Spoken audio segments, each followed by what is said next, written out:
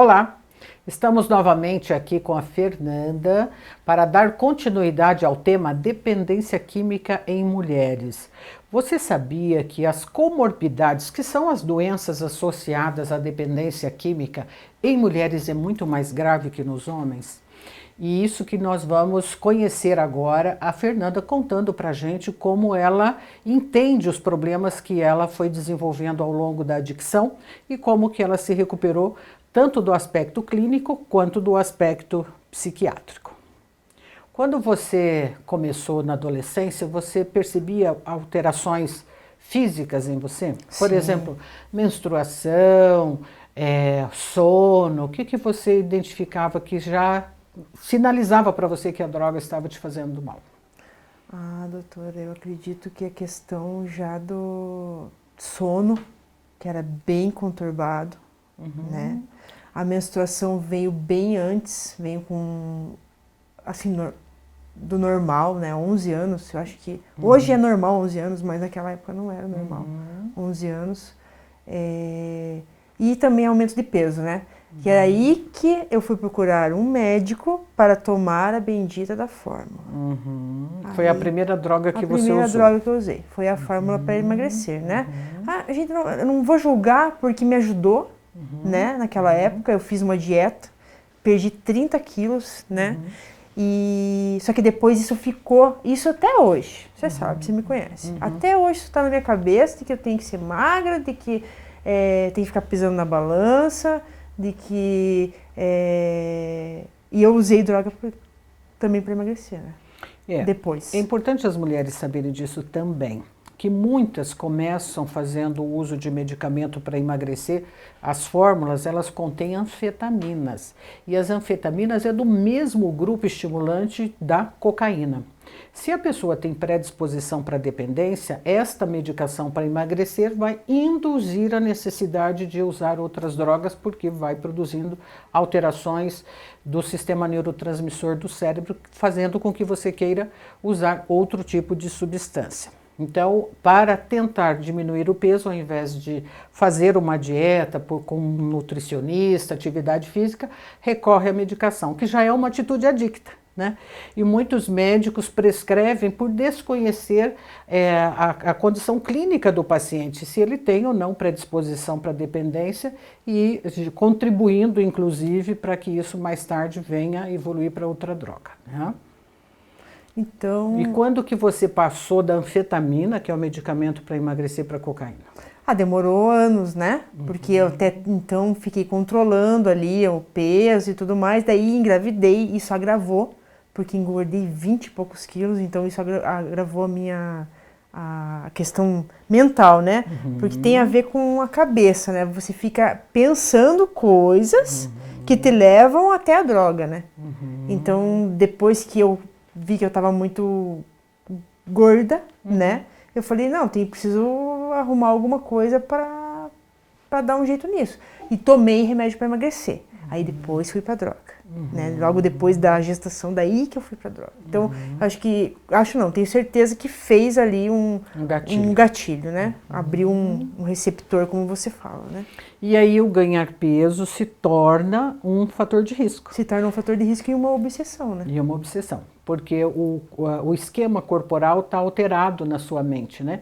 Às vezes você está magra e se vê gorda, né?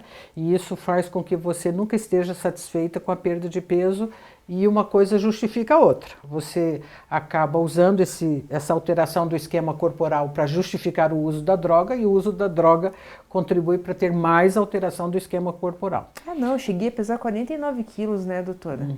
Com o uso de cocaína, então, totalmente, e achando que estava gorda, totalmente distorcido, né? Quando a mulher está em recuperação, a gente tem que cuidar muito da saúde física, principalmente dessa questão do ganho de peso, porque assim como se perde muito peso durante o uso de drogas, quando a pessoa está em abstinência, ela recupera esse peso, daí ela acha que está engordando. E por achar que está ganhando peso, ela começa a pensar novamente no uso como uma saída para o emagrecimento. Então, dentro do programa de recuperação, as mulheres precisam ter o acompanhamento nutricional, atividade física, orientação, porque tem que ter uma mudança do padrão alimentar para o resto da vida, né? A droga, ela faz essa mudança metabólica que contribui para você ter esse efeito sanfona aí ao longo da vida que tem que estar cuidando, né, Fernanda? Não é que você não possa comer, né? Mas tem que comer com consciência. E eu sempre levo ao pé da letra aquilo que você sempre me falou. Você parou de usar droga. O dia que você colocar atividade física, a sua vida vai mudar. E realmente mudou.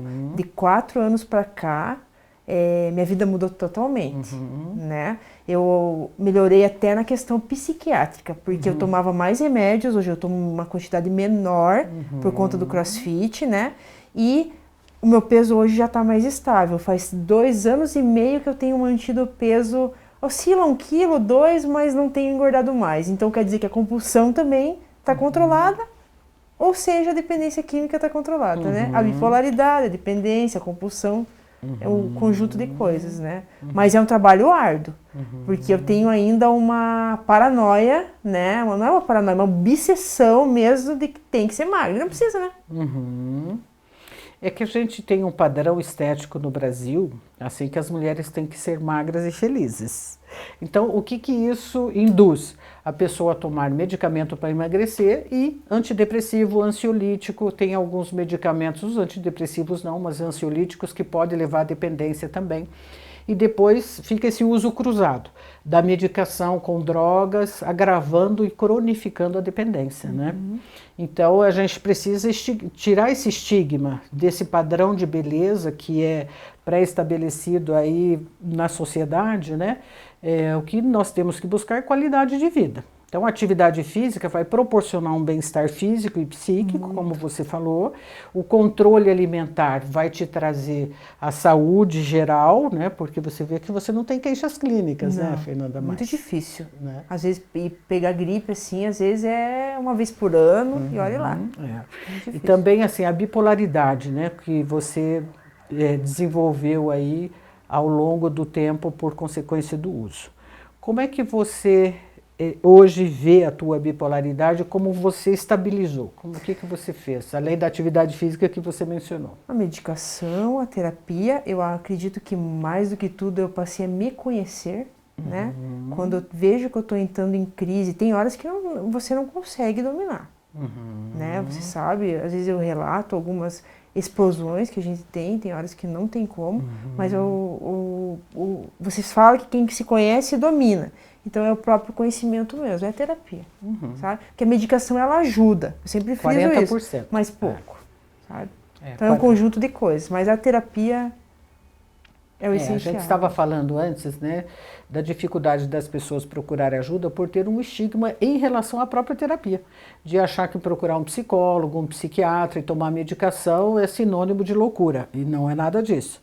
A terapia é um processo de autoconhecimento. Quem se conhece se domina, quem se domina triunfa na vida, né? A medicação é para corrigir essas distorções do sistema neurotransmissor e estabilizar o humor, estabilizar a química cerebral para que a pessoa tenha qualidade de vida. Então, assim como tem medicamentos para o coração, para outros órgãos, né, também tem medicação para o cérebro, que é um órgão e pode adoecer como outro qualquer. Então, o preconceito, às vezes, não é só sobre o uso da droga, mas também sobre a busca de tratamento. E a manutenção dele, né, Fernanda? Porque, como você falou no outro capítulo, né, que as pessoas te cobram quando é que você vai parar de frequentar grupo e terapia, né? Nunca, né? Pro resto da vida, né? Porque o remédio entra pelo ouvido, né? Com certeza, não, daqui não sai. Então, é necessário você estar fazendo essa reciclagem, não perder esse olhar sobre a doença.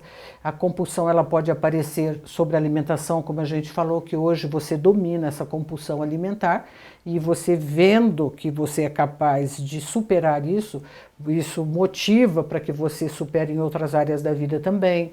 A compulsão pode aparecer no trabalho, você já teve problemas de saúde por excesso de trabalho, onde você desviou a compulsão alimentar para o trabalho, não foi? Muito grave isso. E hoje está mais controlado também. Uhum. Então, na verdade, assim, o que eu deixo de mensagem assim, é que você tem sempre que estar fazendo um controle em tudo, né? Você não pode fazer nada exagerado, nada nem de menos. O dependente não pode fazer nada nem de menos e nem de mais. Né? Tem que ter sempre um equilíbrio ali para... Sim. Para não entrar em exaustão, né? O que acontece com a compulsão do trabalho, que as mulheres às vezes elas entram em quadro maníaco e ficam limpando a casa a noite adentro, né? E fazendo coisas em excesso, ficando acordada durante a noite. Essa exaustão acaba contribuindo para você querer usar alguma coisa para desacelerar e o processo se retoma. Então, o que é importante nós falarmos aqui sobre a saúde? Que no processo de recuperação da dependência química tem que ter uma atenção sobre os cuidados clínicos, porque as alterações hormonais, a TPM, por exemplo, né? Que é um caso que eu passo, nossa, agora diminuiu bastante. A maioria das mulheres tem como fator de risco também a TPM, onde há uma acentuação da sua alteração do estado de humor, e em o humor estando alterado, acaba buscando ou medicação ou droga para estabilizar, acaba voltando ao uso de álcool, né? Então o profissional, a família e a própria mulher precisa estar muito atenta para todos os ciclos, né, da alteração hormonal, como também as alterações de humor que pode indicar ou depressão, ou transtorno de ansiedade ou bipolaridade, que são muito frequentes em mulheres. Eu espero que você tenha gostado do nosso dia de hoje e também quero lembrar que parte disso está aqui. No Faça Certo que Dá Certo tem um capítulo sobre a neurobiologia, onde eu tento explicar para você um pouco dessa parte cerebral, onde a doença se instala e as consequências que isso vai trazendo no campo psiquiátrico. Tá bom? Espero vê-lo no nosso próximo capítulo falando sobre dependência química em adolescência.